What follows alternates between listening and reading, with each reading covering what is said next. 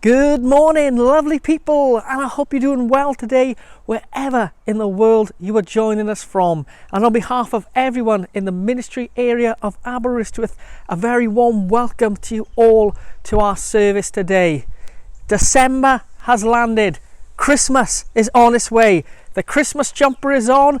The second Sunday of Advent is here, and I am well and truly excited. But none of us has to wait for the big day of Christmas to be excited today, because the Lord wants to be with us, and that is exciting in itself. And today in our service we have loads of exciting things that are going on. We're going to be spending some time singing our praise and worship to our Lord and King. We're going to be hearing from God's Word. Mark is going to be speaking to us as we continue on our theme of 1 Samuel. We're going to be dropping on our lovely students up the road in Aberystwyth University, who are going to be leading us in our prayers and intercessions. And of course, we're going to be dropping in on Hannah and Paul in the stable, and they're going to be talking to us about what the second Sunday of Advent truly means. God is good, and today we get the opportunity to praise his name. So let's pray. Father God, we thank you for the gift of this new day. We thank you for the gift of life which you breathe into us.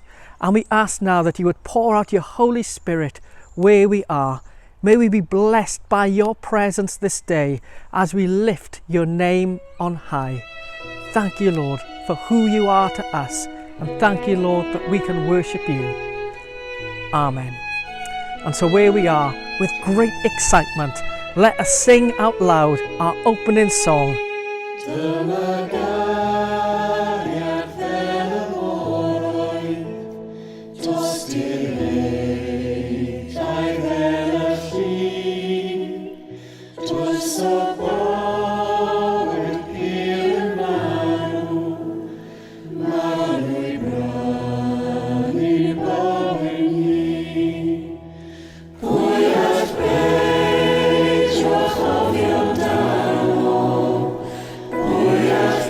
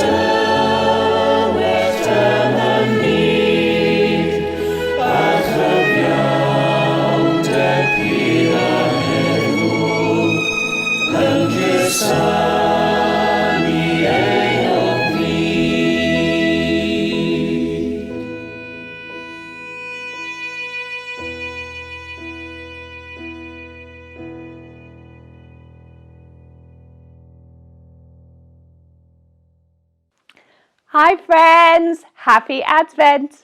Missing you. Hope you're staying safe. Hi friends, happy Advent. Right, Paul, do you know what our candle represents today? The prophets. Do you know what prophets are? Well, I think they get messages from God to give to the people. That's right. And this candle is particularly about remembering those who told the world that Jesus was coming and was going to be born. As we light the candle, let's think about them and then pray our prayer together. If you don't know much about the prophets, we've linked a great little video in the description below to help you to understand a little bit more.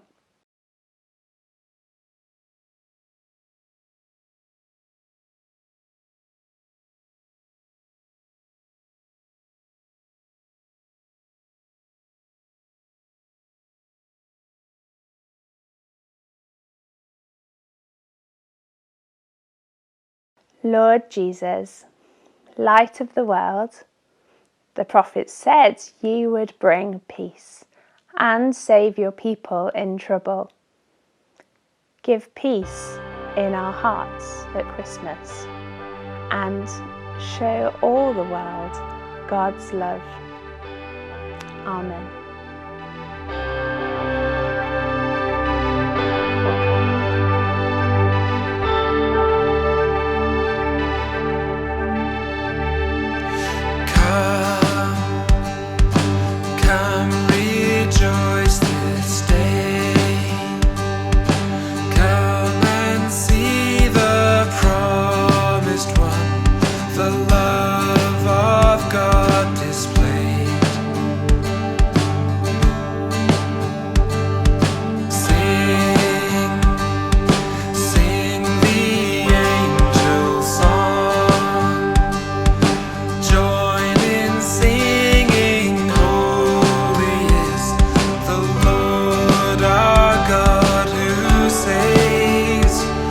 Let all the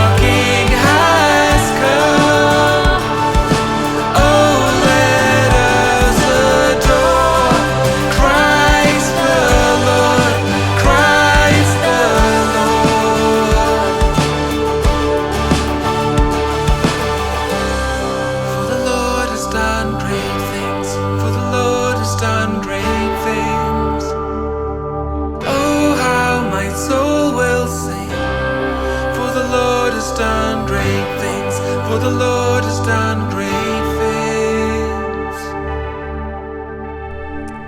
So let us spend a few moments saying sorry to God for the things that we have done wrong.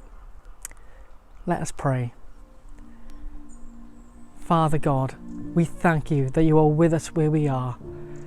And we thank you that you sent your Son, Jesus Christ, to live among us, to die on the cross for us, and to rise again for us, for the forgiveness of our sins and the promise of everlasting life. And as we remember these things this day, so we say sorry for the things that we have done wrong in thought, word and deed, and for the things that we should have done which we haven't. Lord God, we say sorry now, in confidence that you are listening, and in confidence that you will forgive us.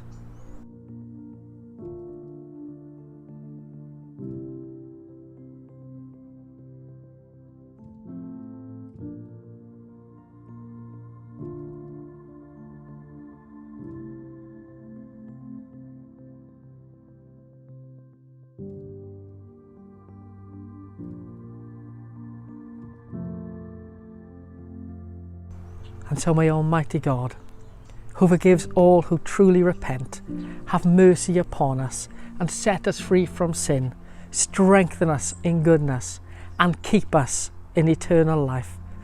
Through Jesus Christ, our Lord. Amen.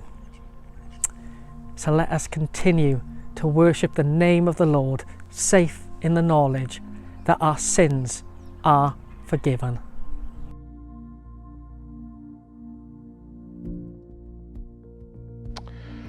Mae'r darlleniad heddi yn dod o lyfr cyntaf Samuel, pennod 31, Saul a'i feibion yn marw.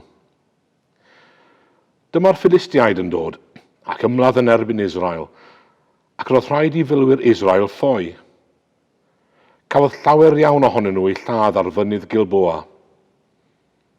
Yna, dyma'r Philistiaid yn mynd ar ôl Saul ei feibion, a dyma nhw'n llwyddo i ladd y meibion. Jonathan, Abinadab a Malchishua. Roedd y frwydr yn ffyrnig o gwmpas Saul, a dyma'r bwysaethwyr yn ei daro a'i anafu'n ddifrifol. Dyma Saul yn dweud wrth y gwas oedd yn cario'i arfau, cymer dy gleddyf a thrywana fi. Paid gadael i'r paganiaid yma ddod i'n camdrin am lladdu. Ond roedd gan y gwas ofn gwneud hynny. Felly dyma Saul yn cymryd ei gleddyf a syrthio arno. Pan welodd y gwas fod Saul wedi marw, dyma fe hefyd yn syrthio ar ei gleddyf a marw gydag e. Felly, cafodd Saul a trio'i feibion, y gwas oedd yn cario'i arfau, a'i filwyr i gyd eu lladd y diwrnod hwnnw. Dyma bobl Israel oedd ar ochr drawi'r dyffryn, ar tu ôl i'r Iorddonen, yn clywed fod milwyr Israel wedi ffoi, a bod Saul a'i feibion wedi cael eu lladd. Felly dyma nhw'n gadael i trefi a ffoi, a symudodd y Philistiaid i fyw ynddyn nhw. A diwrnod ar ôl y frwydr pan aeth y Philistiaid i ddwyn oddi wrth y cyrff Meru, daethon nhw hyd i Saul a'i dri mab yn gorwedd yn farw ar fynydd Gilboa. Dyma nhw'n torri pen Saul i ffwrdd a chymryd ei arfau. Yna anfon negeswyr drwy wlad y Philistiaid i gyhoeddi'r newyddion da yn hemlau i diwiau ac wrth y bobl. Wedyn, dyma nhw'n rhoi arfau Saul yn heml y ddiwies Ashtart ac yn crogi ei gorff ar waliau Bethshan. Pan glywodd pobl Jabesh yng Gilead beth oedd y Philistiaid wedi gwneud i Saul, aeth ei milwyr i gyd allan a theithio drwy'r nos. Dyma nhw'n cymryd cyrff Saul a'i feibion oddi ar waliau Bethshan, a mynd â nhw i Jabesh a'i llosgi yno. Wedyn, dyma nhw'n cymryd yr esgyrn a'i claddu o dan y goeden tamarisg yn Jabesh, ac yn prydio am wythnos. Good morning. Today we've reached the last chapter in our studies of the book of 1 Samuel, and they say there's nothing like a happy ending. Well, Indeed, this is nothing like a happy ending. We see the end, not just of this book of the Bible, but the end of Saul in rather a horrible way.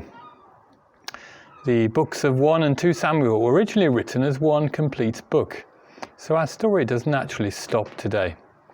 We hope to pick up the story in a couple of years' time when we return to the narrative and look at 2 Samuel. What about the text before us today? What can we learn and how can we benefit from this rather grisly tale? The chapter begins with yet another battle between the Philistines and Israel. This time it's the Philistines that have the upper hand, and there are lots of casualties on the Israelite side. 3 of Saul's sons, including David's best friend Jonathan, are killed, and Saul himself gets critically injured. As he's too wounded to continue fighting, he asks his armor bearer to kill him so that the enemy won't get that pleasure. The armor bearer refuses, so Saul kills himself. This leads to the Israelites in the whole area leaving their towns and villages and running away to try and stay safe from the invading Philistines. The following day, when the Philistines are out tidying up after the battle, they find Saul's body. They chop off his head, take his armor, and they put his armor in their temple, and thereby ascribing the victory of the battle to their own gods.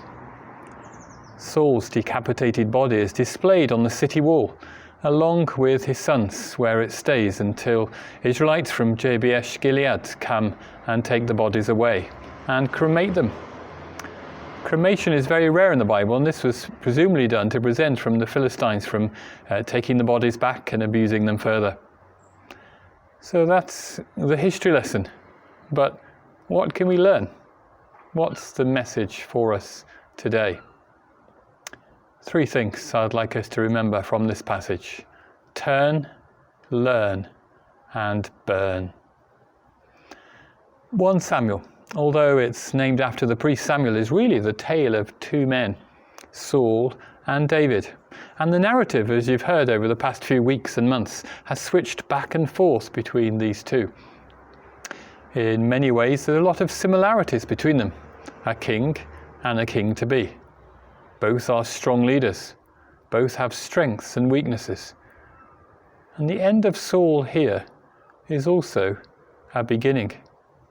We see the end of the people's monarchy and the beginning of God's monarch. For inside, where it really matters, Saul and David were very different. See, both made mistakes, both got things wrong, both wandered at times far from God's way. But the difference is this: David turned back to God each time. Turn, our first point. Because David, when we look at his life, he made some terrible mistakes. He went on to break, I think, all of the commandments. He wasn't perfect, but he did what we all need to do. He turned back to God each time. And there's a biblical word for this turning. We call it repentance. It means a genuine sorry, a turning around. We turn away from our sin, our wrongdoing, and we turn to God. Turning right around. Last week in my horse riding lesson, we were practicing doing a turn on the forehand. That's when the horse stands still and turns around 180 degrees on the spot, ending up facing in the opposite direction. And that's a good picture of repentance. A 180-degree turn. Turning away from our own desires and deciding we're going to go God's way and yielding everything to Him. And that's what marked out David as being different to Saul. You see, both knew something of God. Both had spiritual experiences of Him. Both, in their turn, were called by God to lead the people. But Saul chose his own way and didn't return. There's a verse in the book of Proverbs which says, "There is a way that seems right to a man, but in the end it leads to death." And that's what Saul found out in today's chapter. The end is here for Saul. He's gone the wrong way. But the Bible talks of another way, Jesus himself. When Thomas asked Jesus, "How can we know the way?" Jesus replied, "I am the way, the truth, and the life. No one comes to the Father except through me." Saul went one way, his own. David chose another way, God's way. So our challenge this morning is, which way are you going? David remembered to turn, all the time to turn back to God.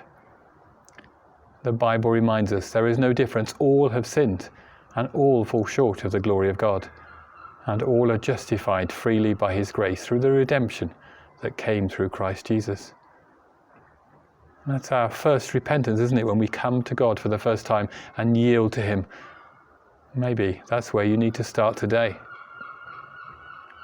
Deciding that you're not going to go your way any longer, but you want to go God's way. Maybe you made that decision a while ago, because there's also, isn't there, the continuing examining of our lives. We need to continually repent. Repent of things that creep into our lives that are not right. How has this last year been for you spiritually? It's been a very different one in terms of church life. Have you been able to spend more time in prayer, in worship, more time studying God's word? Or has it been a struggle? Without meeting with others, has your love for God grown cold? Has the lockdown caused you to pick up bad habits, things that you need to turn away from, things that you need to repent of? Are we going God's way, or are we going our own way? Because it's a salutary tale today as we see the end of Saul and the new beginning for David. One who turned and one who carried on going his own way. You might like to ask God to show you areas of your life which are getting in the way of your relationship with him, as we pause for worship now with our next song.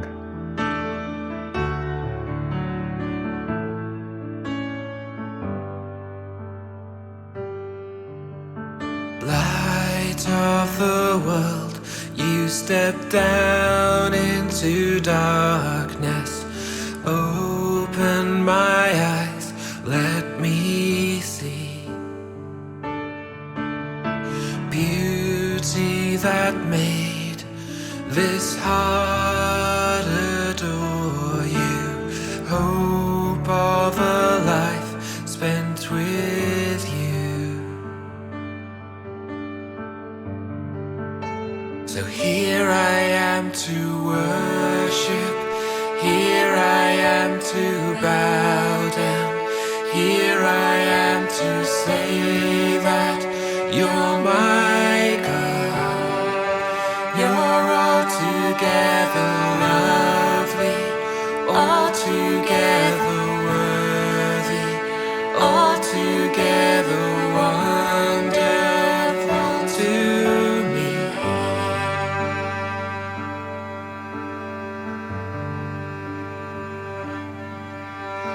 King of all days, oh so highly exalted, glorious in heaven above.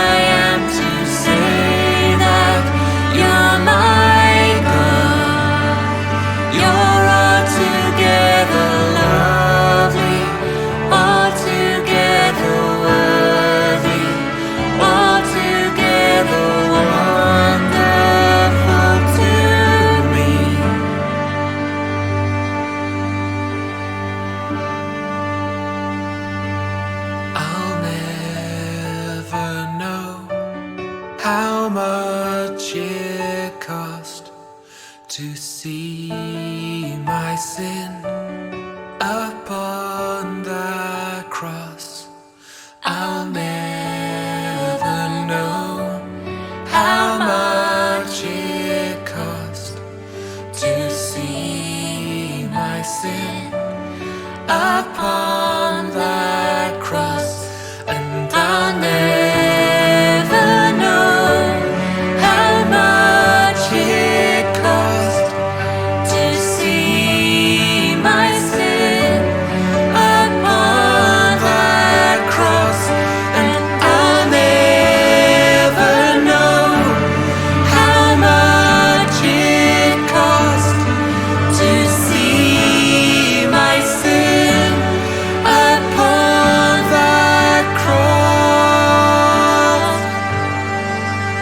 So here I am to worship, here I am to bow down, here I am to say that you're my God. You're altogether lovely, altogether worthy, altogether wonderful to me. So here I am to worship, here I am to bow down, here I am to say that you're my God. You're altogether lovely, altogether worthy, altogether wonderful to me.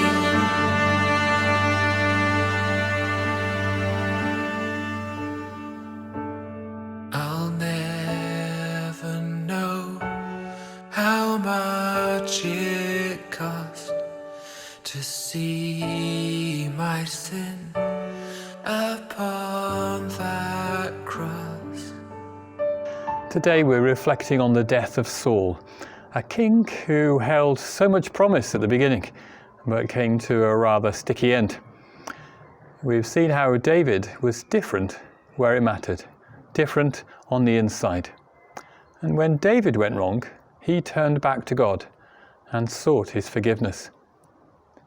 And we've been thinking about that turning. Our next point is learn. Turn and learn. Because David showed, unlike Saul, that he could learn from his mistakes. He learned what it was to follow God wholeheartedly and not to go back. You see, Saul, he didn't just make a few mistakes, but he radically denied his calling as God's anointed king. He continually showed contempt for God. There are lots of examples of this that we looked at over the past few weeks. Remember when God told him to wait for Samuel, but he didn't wait and went ahead and offered sacrifices himself. When he spared the Amalekite king Agag against God's commands. And perhaps worst of all, when he went back on his own declarations. Earlier in his reign, he expelled all the spiritists and mediums from the land. He knew they were wrong and needed to cleanse the land of them. But then, what do we have just a couple of chapters ago? Saul going off to consult one of those mediums that previously he'd banned. David, too, was human. He was a flawed character. He often got things wrong, but he showed remorse. He turned back to God and was able to learn from his mistakes and reflect where he was at. We're blessed that we have many of David's thoughts and feelings in the book of Psalms. So we can read and see how he felt, and we understand how he had a real heart for God. We can learn from David's reflective nature. How often do we stop and consider where we are on our journey of faith? We might not want to go and write poems as David did and Psalms, but we need to stop and think and take stock of where we are in our spiritual journey. Every year we take our car for an MOT and service, and we have everything checked over. But what about a spiritual MOT? As we come to the end of 2020, how about pausing to consider how well we're growing in our faith, what we need to work on in our discipleship, and what we can learn from our experiences this year? We can learn from one of David's prayers in this. He wrote Psalm 139, which says, "Search me, God, know my heart, test me, know my anxious thoughts. See if there is any offensive way in me, and lead me in the way everlasting." Or in the Welsh version, "Chwilio fi, o Dduw, I ti adnabod fy nghalon, profa fi, I ti ddeall fy meddyliau. Edrych a wyf ar ffordd a fydd yn loesi mi, ag arwain fi yn y ffordd dragwyddo." There's no better prayer to pray than that, is there, today? Search me, God. See if there's any offensive way in me. Lead me in the way everlasting. We turn. We learn. One more, we need to burn. Because so far this seems quite like a challenge, doesn't it? It's quite hard. Had a call to repent, to turn away from all that is wrong in our life, continually reject anything that is not in God's plan for our lives, and to learn from our mistakes, to improve and go on in our discipleship of Jesus. But the good news is that God can help us with all of that.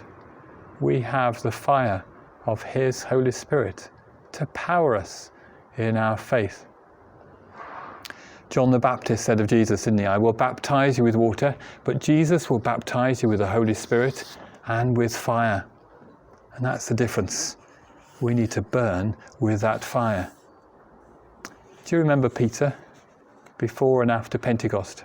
He went from someone hiding, someone denying that he knew Jesus, to preaching to crowds of people and seeing God work mightily in his life and the lives of those around him. Peter was quick to deny Jesus around a campfire, but he proclaimed Jesus boldly when the fire of the Holy Spirit came upon him. One of the roles of the Holy Spirit is to instruct us, instruct our souls. He is our helper.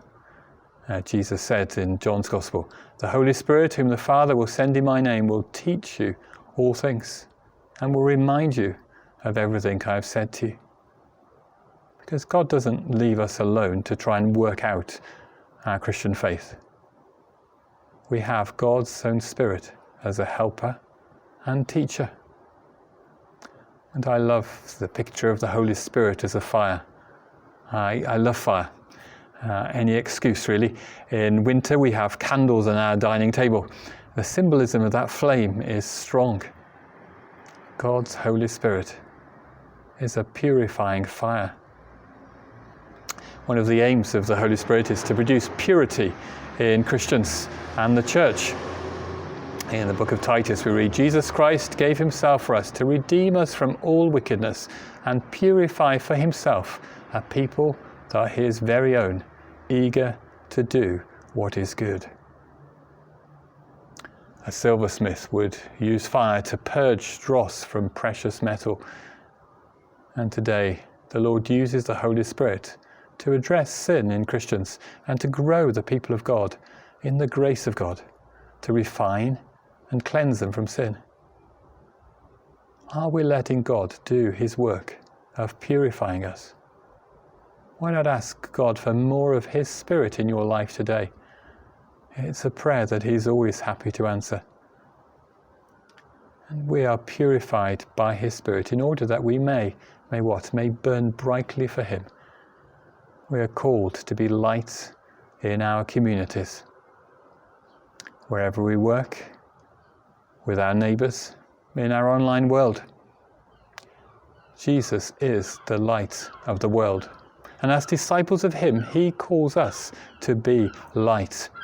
He said, "You are the light of the world. Let your light shine before others, that they may see your good deeds and glorify your Father in heaven."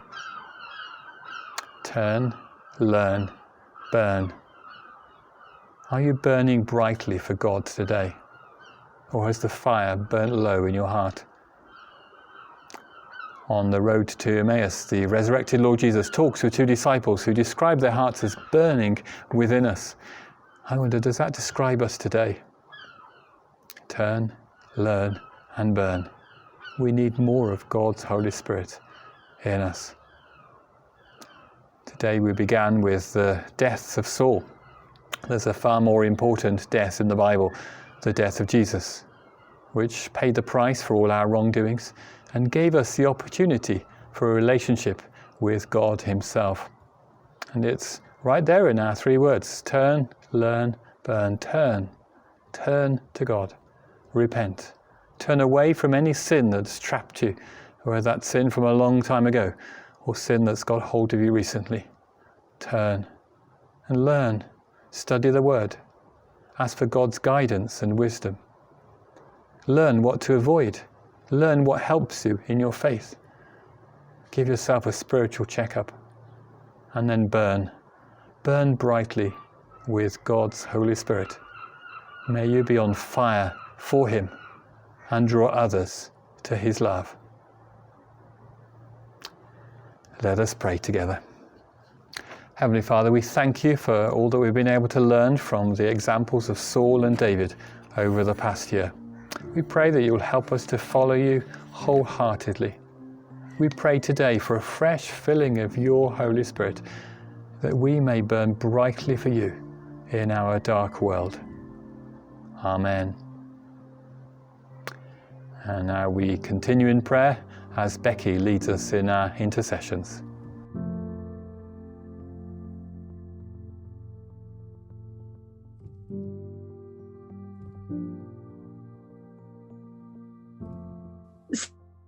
Today we're leading prayers with some of the students from Aberystwyth University who've been with us this term, and thanks to everyone who's been involved with this. So let's pray. Heavenly Father, thank you so much we have the opportunity to come to you in prayer. We ask that you would really speak to now in this time of prayer, and we just join.